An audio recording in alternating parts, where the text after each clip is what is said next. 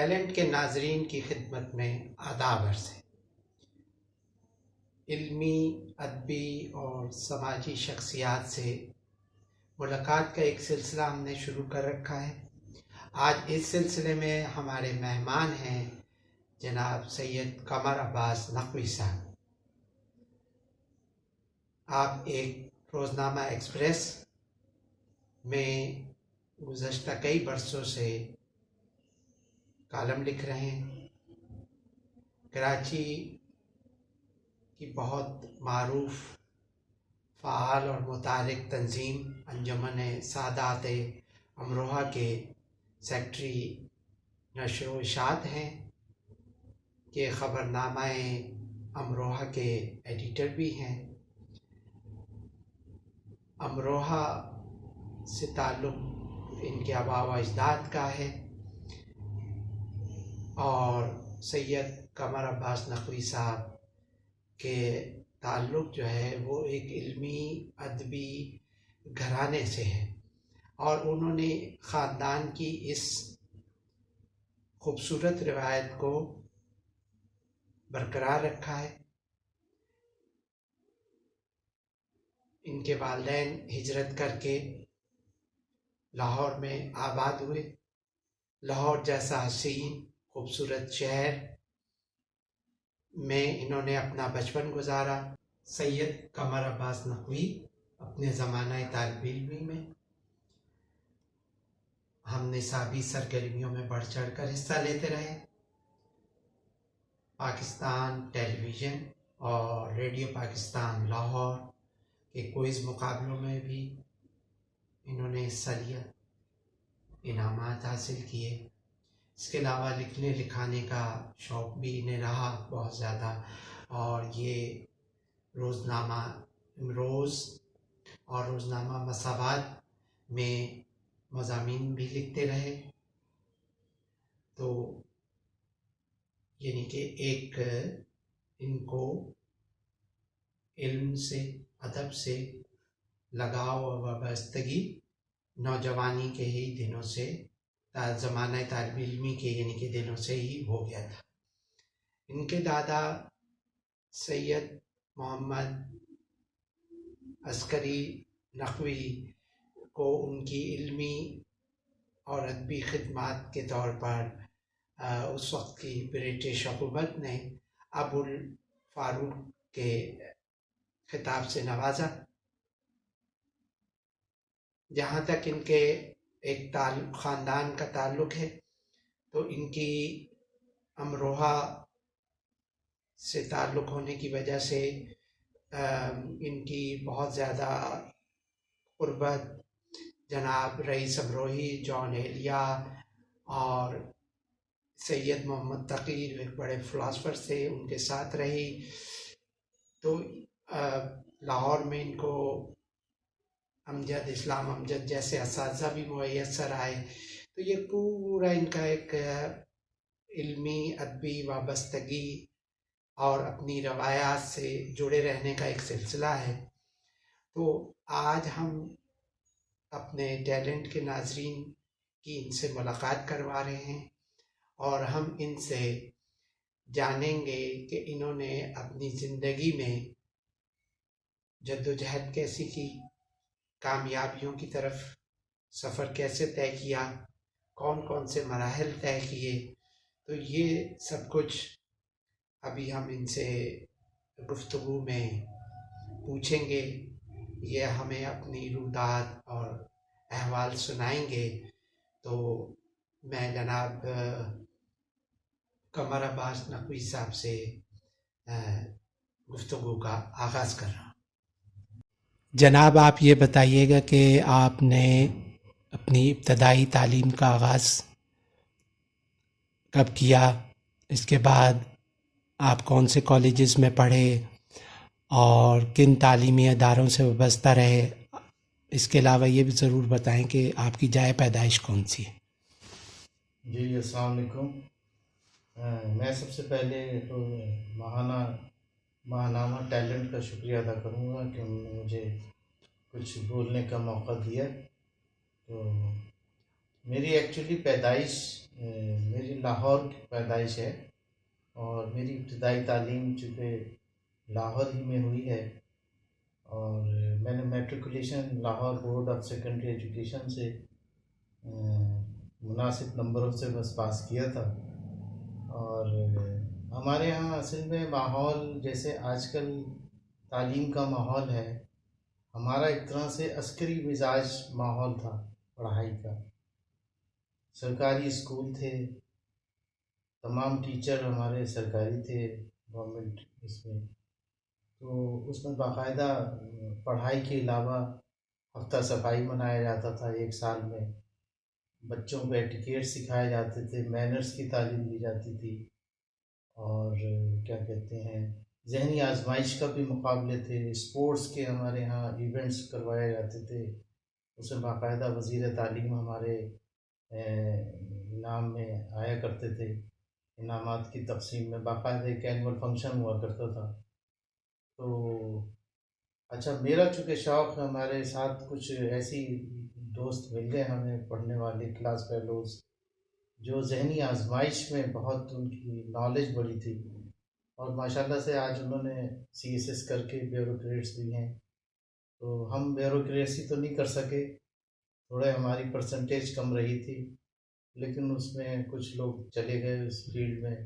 تو ہمارا میٹرک تک ہماری اسکول براڈ کاسٹ ایک ریڈیو پاکستان لاہور سے ایک پروگرام آیا کرتا تھا طالب علموں کا، تو اس میں چھوٹے چھوٹے مضامین بھی لکھنے کا موقع ملتا تھا، بولنے کا بڑا شوق تھا ہمیں ریڈیو پہ۔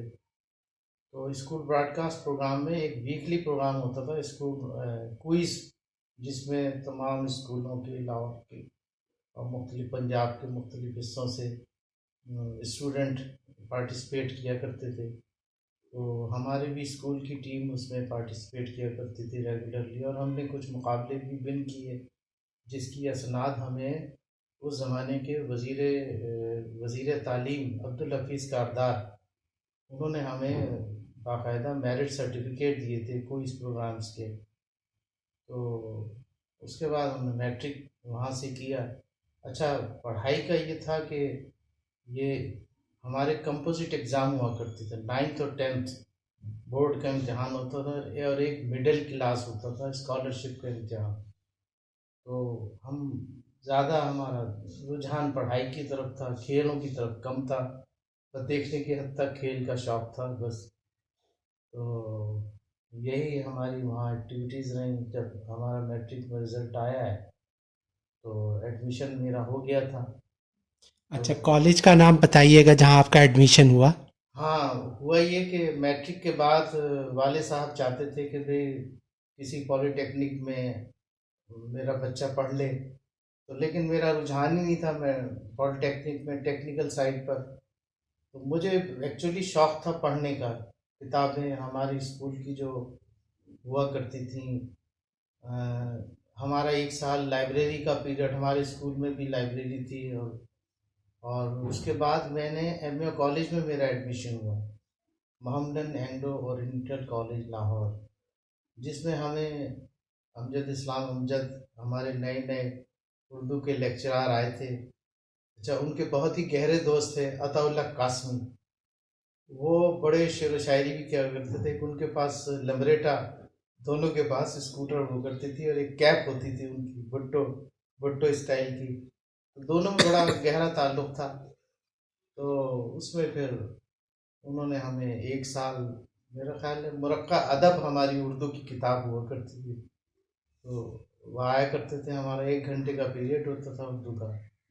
تو کبھی کبھی عطا اللہ قاسمی بھی ہماری کلاس لے لیا کرتے تھے، عارف عبد المتین تھے، اور بھی کافی اساتذہ تھے، بہت اچھے مانے ہوئے اساتذہ ہمارے جو کالج کے تھے۔ حالانکہ کالج ہمارا اس لیول پہ نہیں تھا، جیسے F C college, government college Lahore, Islamia college, Dyal Singh college, تو ہمارا لو کیٹیگری میں ہمارا کالج کا نام آتا تھا، لیکن کچھ لڑکے ایسے بھی تھے بہت اچھے پڑھنے میں تھے، کسی وجہ سے وہ وہاں اس کالج میں۔ اچھا، میرا مسئلہ یہ ہوا کہ میرے گھر سے یہ کالج قریب تھا، تو اس لیے میرے والد صاحب نے پریفر کیا بھی گھر سے قریب ہی رہو، زیادہ مناسب ہے، اس لیے میں نے ایم اے کالج ہی میں ترجیح دی پڑھنے کو. اچھا، تعلیمی ادارہ تو نام سے چھوٹا بڑا نہیں ہوتا، وہ تو اس کی اساتذہ کی قابلیت سے بڑا ہوتا ہے. تو آپ تو بہت خوش قسمت ہیں کہ آپ کو اردو ادب کے ممتاز شاعر و ادیب حضرات جو بحیثیت استاد ملے. اچھا، ان کی صحبت میں اور ان کی سرپرستی میں آپ کو کیسے ادب سے لکھنے پڑھنے سے شغف بھی پیدا ہوا اور آگے بڑھانے میں یا آپ کو آگے لے جانے میں ان کی شخصیات کا کیا اثر آپ پر، مطلب آپ کے ذہن پہ مرتب ہوا؟ اصل میں میرے ساتھ میرے پڑوس میں تھے ہمارے دوست خالد محمود ہاشمی. اس زمانے میں وہاں روزنامہ امروز لاہور اور روزنامہ مساوات، یہ داتا دربار کے برابر میں ہی حنیف رامے صاحب کا تھا آفس، روزنامہ مساوات. تو مجھے شوق تھا بچپن میں چھوٹے چھوٹے مضامین لکھنے کا. تو میں نے 2-3 میرے چھپے تو مجھے نیچے میرا نام لکھا ہوتا تو مجھے بڑا اچھا لگا کہ یار میرا نام اخبار میں چھپا ہے. مساوات اخبار اس زمانے میں لاہور میں بڑا پاپولر اخبار تھا. پھر روزنامہ مساوات ہوا، روزنامہ امروز ہوا. تو ہمارے ایک دوست تھے خالد محمود ہاشمی، تو وہ ایک پیج پہ لکھا کرتے تھے. پورا طالب علموں کا ایک روزنامہ امروز میں پیج تھا ان کو ملا ہوتا. تو وہ پیج تیار کرتے تھے تو میں بھی ان کے ساتھ اٹھتا بیٹھتا تھا. تو میں دیکھتا تھا وہ لکھتے تھے، سادہ کاغذ ہوتا تھا، بالکل رف ٹائپ کا نہیں ہوتا کسی زمانے. جی ہاں، جی ہاں، نیوز پرنٹ ہوتا تھا ذرا پیلا سا رنگ. وہ ہلکے سے وہ لکھا کرتے تھے پینسل سے. تو میں نے کہا یہ آپ کیا لکھتے رہتے ہیں؟ تو انہوں نے کہا میں ایسے ہی چھوٹی موٹی بس تحریریں لکھتا رہتا ہوں. ان کو دیکھ دیکھ کے مجھے بھی شوق ہوا. تو انہوں نے مجھے انسٹیگیٹ کیا کہ بھئی آپ تھوڑا بہت لکھو. تو مجھے پھر وہ کوئز کے جو سوالات آتے تھے میں وہ منتخب کرتا تھا، اور وہ اخبار پہ طالب علموں کے صفحے پہ کوئز کے سوچئے جانیے اس عنوان سے اس میں لکھا کرتا تھا. تو مجھے بڑا اچھا لگتا تھا میرا نام اخبار میں چھپا ہے. تو جب میں کالج میں تھا تو کالج میں بھی یہی شوق میرا. تو ہمارا ریڈیو پہ ایک پروگرام آیا کرتا تھا یونیورسٹی میگزین. ٹھیک ہے. اس زمانے میں یونیورسٹی میگزین اور ریڈیو کا جو اسکولوں کے پروگرام، یہ آپ ریڈیو پاکستان لاہور کی بات کر رہے ہیں؟ جی، ریڈیو پاکستان لاہور. اچھا ٹھیک ہے. تو اس زمانے میں یہ بڑے مقبول پروگرام ہوا کرتے تھے اور اسٹوڈنٹ میں بڑی دلچسپی کا ایک مظاہرہ دیکھا جاتا تھا. تو ہم دیکھا کرتے تھے وہاں دوسرے ڈرامے آرٹسٹ بھی آیا کرتے تھے. ہمیں کسی سے دلچسپی نہیں ہوتی تھی، ہم اپنی پڑھائی کی طرف کی باتیں زیادہ کیا کرتے تھے. تو آپ ریڈیو کا بتائیں کہ کن پروگراموں میں آپ نے شرکت کی؟ جیسے یہ اسکول براڈ کاسٹ کا پروگرام میں نے کیا زیادہ، اسی میں پارٹیسپیٹ کرتا رہا ہوں. اور اس میں جو کوئز کے کمپٹیشن تھے اس میں نے بے شمار پروگراموں میں نے کوئز میں حصہ لیا. اچھا، اس وقت کے ریڈیو کے کچھ اہم نام جو آپ کے ذہن میں آ رہے ہوں، کوئی پروڈیوسر، کوئی ڈائریکٹر؟ کوسٹ تھے اس زمانے میں، بچے کے پروگرام کیا کرتے تھے. واہ واہ واہ. عرفان کوسٹ. جی ہاں. اور صوفی تبسم ہم ان سے بہت قریب رہے ہیں. صوفی تبسم سے اردو ادب کا بہت بڑا نام ہے اور بچوں کے ادب کے حوالے سے بھی ان کا بڑا کام ہے. جی جی. یہ عرفان کوسٹ ہمیں یاد ہے نئے جوائن کیا تھا ریڈیو پاکستان. ہمیں نہیں پتا تھا یہ بعد میں اتنے بڑے آرٹسٹ ہوں گے. تو صوفی تبسم تھے اور کافی نام تھے جو ابھی ذہن نشین نہیں ہو رہے مجھے. کافی بڑے بڑے لوگ تھے جن کا بڑا نام ہے. اداکارہ بندیا تھیں. جی ہاں جی ہاں. پھر ہمارے کالج میں پاکستان ٹیلی ویژن پروگرام آتا تھا ایک ٹاکرا پنجابی. ٹھیک ہے. تو وہ ایک طرح سے جیسے نیلام گھر کی طرز کا پروگرام ہے وہ تھا. تو اس میں ریپریزنٹ کرتا تھا اپنے کالج کو. 4 لڑکوں کی ممبر ٹیم ہوتی تھی. تو ہم لوگ لے کے جاتے تھے. تو وہ دلدار پرویز بھٹی اسلامیہ کالج سول لائنز میں انگلش کے لیکچرار تھے. ٹھیک ہے. اب آپ حیران ہوں گے کہ وہ امجد اسلام امجد اردو کے. ہاں، بہت بڑی بات، اعزاز کی بات ہے آپ کی. دونوں بڑے لنگوٹیے یار. اچھا. تو امجد اسلام امجد کو نہیں پاتا تھا کہ وہ بھی ٹی وی پہ جا کے بیٹھا کرتے تھے. ڈرامے پہلے وہ 1-2 دن چھوٹے چھوٹے قسطوں کے ڈرامے لکھا کرتے تھے. تو ہمیں آ کے کالج میں اسکول کلاس میں بتاتے تھے بھائی میرا آج ڈرامہ ٹیلی کاسٹ ہوگا، آپ اس کو دیکھیں اور اس پہ بتائیں، کمنٹس کریں کہ کیسا ہے، کیا چیز آپ نے نوٹ کی، کیا پوائنٹ. تو جب دوسرا پروگرام تھا شاید کوئن میری کالج سے، لیڈیز کا کالج تھا کوئن میری، تو امجد اسلام امجد صاحب بھی، یعقوب ناسک ہمارے پروڈیوسر ہوتے تھے وہاں لاہور سینٹر کے، تو کہنے لگے وہ پنجابی سٹائل تھے وہ کیا کہتے ہیں یا دلدار پرویز بھٹی مرحوم، جی ہاں جی. تو وہ امجد صاحب سے کہنے لگے دیکھ، پنجابی بولتے تھے وہ، کہنے لگے دیکھ میں تیرے منڈے آ رہے ہیں اور چھل لا جاؤں گا. یعنی میں نے ان کو بڑا ٹھیک ٹھاک طریقے سے ان کی چترال کرنی ہے. تو امجد صاحب ہنسے، کہنے لگے کون کون لڑکے آئے ہیں، تو اس میں انہوں نے پھر مجھے کمرے میں بلوایا، ہم چاروں لڑکوں کو بڑی حوصلہ افزائی کی بیچارے امجد صاحب نے. تو بہت ہمارا اچھا ٹائم رہا ان کے ساتھ. تو اس مقابلے میں آپ کی چھیل اتری یا نہیں اتری، یا آپ نے اتاری، کیا ہوا یہ بھی تو نہیں، اس میں ہم تھوڑے سے پوائنٹ سے ہم جیت گئے تھے. اچھا تھوڑے سے پوائنٹ سے، زیادہ فرق نہیں تھا. ہاں. لیکن اس کے بعد ہماری تیاری نہیں تھی، ہمیں اچانک انہوں نے کال کیا پاکستان ٹیلی ویژن کارپوریشن لاہور سینٹر نے، تو اس میں ہم ظاہر ہے ون نہیں کر سکے تھے، لیکن یہ ہمارا سلسلہ چلتا رہا. تو لکھنے کا شوق جو تھا وہ سائیڈ میں تھا. ٹھیک ہے. تھوڑا تھوڑا تو میں نے ایک عراق کے اوپر ایک مضمون لکھا تھا، ایک میں نے لکھا تھا مسافروں سے کہو رات سے شکست نہ کھائیں. ٹھیک ہے. تو میں نے اپنے والد صاحب کو مضمون دکھایا، روزنامہ مساوات میں چھپا تھا. ٹھیک ہے. تو عراق کے تیل کے اوپر، ہاں وہ عراق پہ لکھا تھا، پڑھو فارسی بیچو تیل دیکھو قدرت کے کھیل. واہ. ہاں. اس کے اوپر میں نے لکھا. تو میں نے والد صاحب کو رات کو آتے تھے، میں نے انہیں دکھایا، میں نے ابا میں نے کہا شاید یہ بڑی تعریف کریں گے، بڑا مجھے اپریشیٹ کریں گے.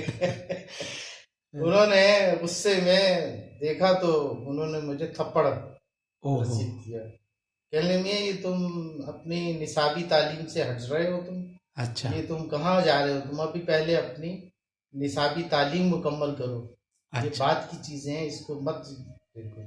لیکن وہ کہتے ہیں نا ایک انسان کے اندر شوق ہوتا ہے لکھنے کا، تو میں لکھتا رہتا تھا، لیکن وہ خفیہ طور پہ میری شوق ہوتا تھا لکھنے کا، دے دیا میں نے چھپا دیا، والد صاحب کو نہ پتہ چلے. تو ہم لوگ بڑا ماں باپ سے ڈرا کرتے تھے.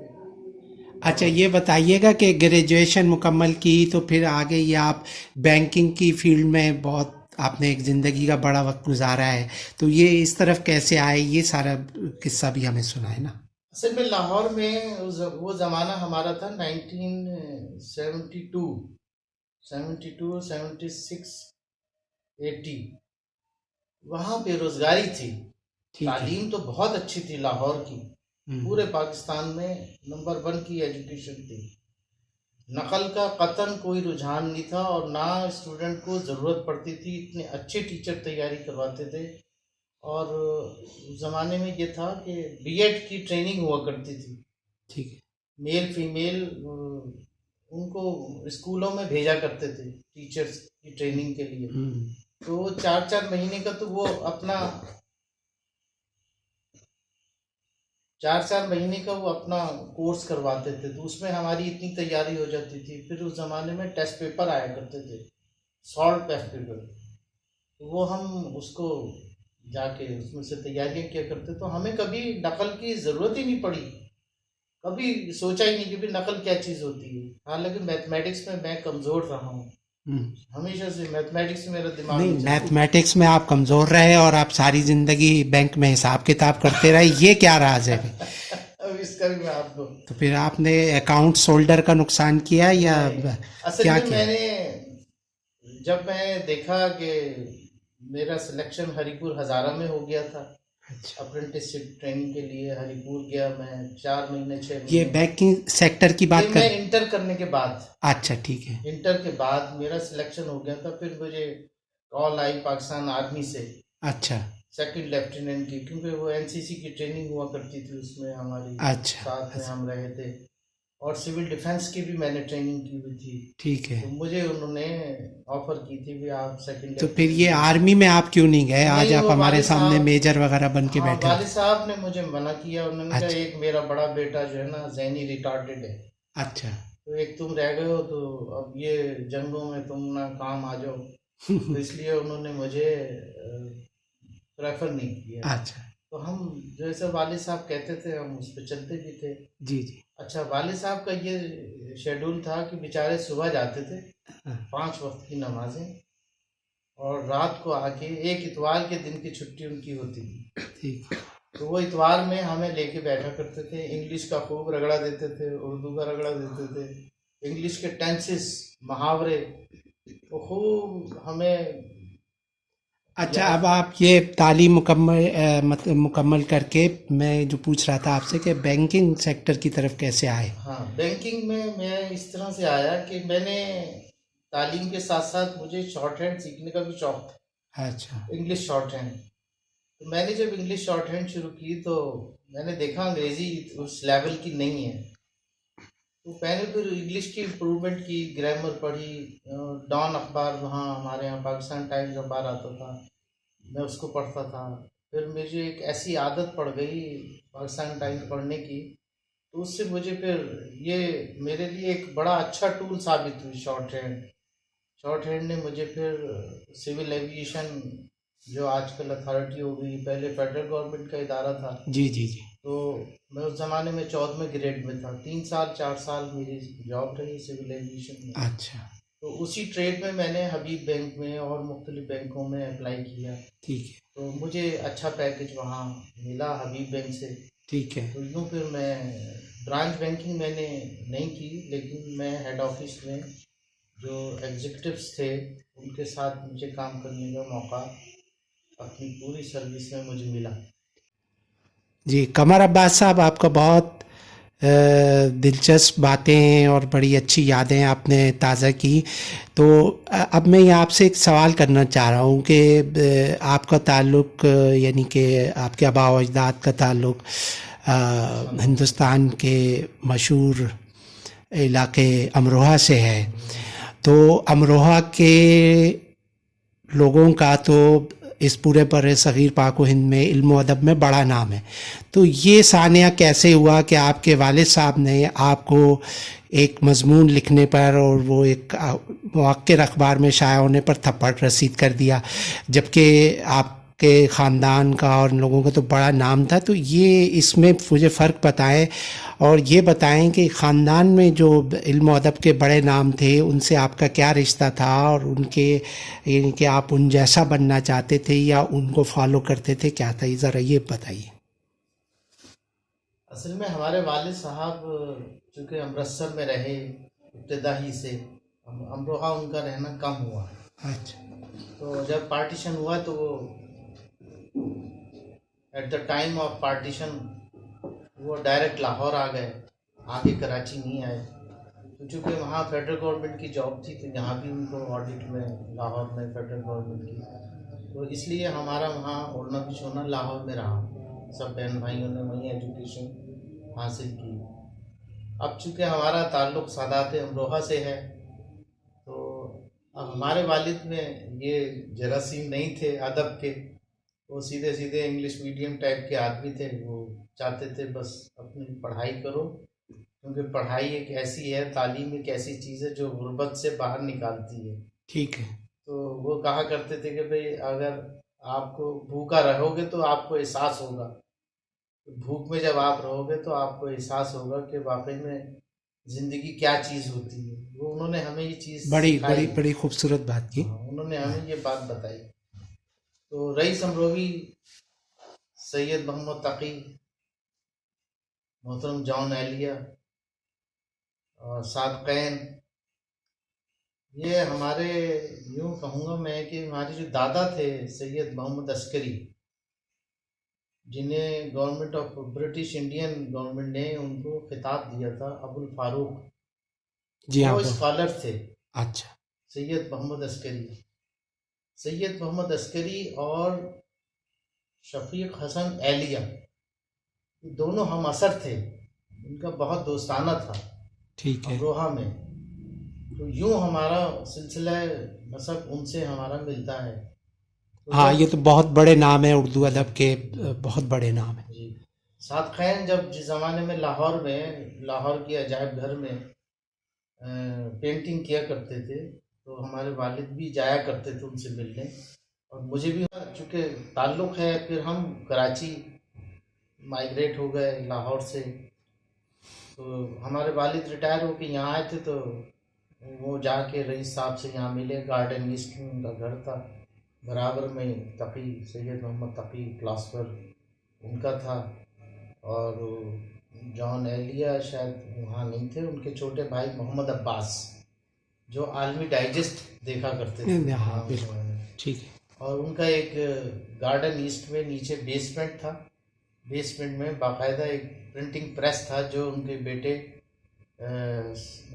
حیدر تقی، جو آج کل ایکسپریس کے ایڈیٹوریل میں انچارج ہیں، جنگ کے جی ہاں، جنگ کے وہ انچارج ہیں.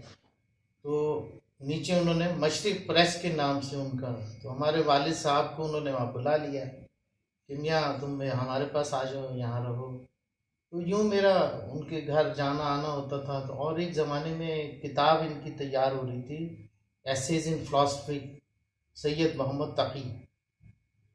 تو وہ چونکہ میکسیکو میں کانفرنس میں شرکت کے لیے گئے تھے، تو مجھے انہوں نے موقع دیا، کیونکہ اس زمانے میں ٹائپ رائٹر وہ IBM مشین ہوا کرتی تھی گول بال والی، تو میں اس کو چلا لیتا تھا، آپریٹ کرتا تھا. تو وہ تمام جو ان کے جو قطعات تھے اخبارات میں سید تقی صاحب کے انگلش میں، وہ سب کو ہم نے ایک جگہ جمع کر کے، میرے ساتھ بیٹھا کرتے تھے ممتاز سعید جو سید تقی صاحب کے بڑے داماد، وہ میرے ساتھ اور حیدر تقی بیٹھ کے ہم اس کو رات بھر اس کی کتاب ہم نے تیار کی تھی. اتنی چھوٹی کتاب تھی، ایسیز ان فلاسفی، وہ میں نے وہاں تیار کی تھی. تو یوں مجھے اس گھرانے سے نسبت ملی. اچھا. ہاں اچھا، اب یہ یعنی کہ آپ لوگ کراچی منتقل ہو گئے، اور تو اس کے بعد یہ آپ اس وقت انجمن سادات امروہہ مرکز میں کیا خدمات سر انجام دے رہے ہیں؟ اور یہ جو آپ کی امروہت کی تنظیم ہے، یہ کون کون سے شعبوں میں کام کر رہی ہے؟ ذرا اس بارے میں تھوڑے تفصیل سے بتائیں. ہاں، یعنی آپ نے سوال بہت اچھا کیا ہے. انجمن سادات امروہہ جو ہے، یہ پارٹیشن جب ہوا ہے پاکستان کا، تو جو میجورٹی امروہی تھے وہ سب کراچی مائگریٹ ہو گئے تھے.